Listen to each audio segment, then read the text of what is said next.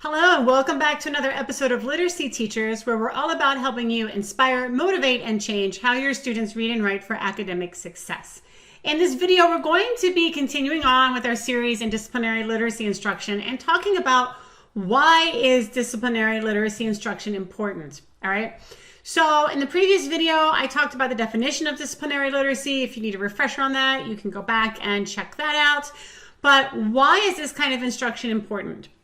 Well, disciplinary literacy helps students build the reading and writing skills that they need in order to be successful, not just in school and beyond. Okay, so it's going to give them skills so that they can access more difficult texts that you're having them read from, right? It's going to help them be more successful in writing the kinds of things that you want them to write, but it's also going to help them know how to engage with these texts once they're out of school, right? Not just in college, but just in their everyday life, okay?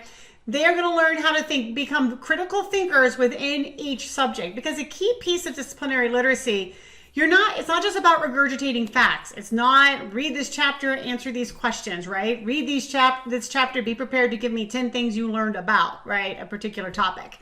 Your students are actually going to be engaging with that text in ways that are age appropriate and that are drawing on the ways that people within that discipline read and write and speak, okay? So while they're obviously going to learn some basic facts about a given topic, it's going to really be more about learning how to read and write in ways that are valued by that discipline and becoming a critical consumer of that kind of information, right? Because it's not about saying all students are going to be a scientist or all students are going to be a historian, right? Some of them will, but most of them won't. And so we still want them to be able to read, write, and talk about these kinds of texts way after they're out of school, okay? So students within disciplinary literacy instruction, they're gonna learn how to critique and analyze those ideas that they're being presented with in ways that make sense for that discipline.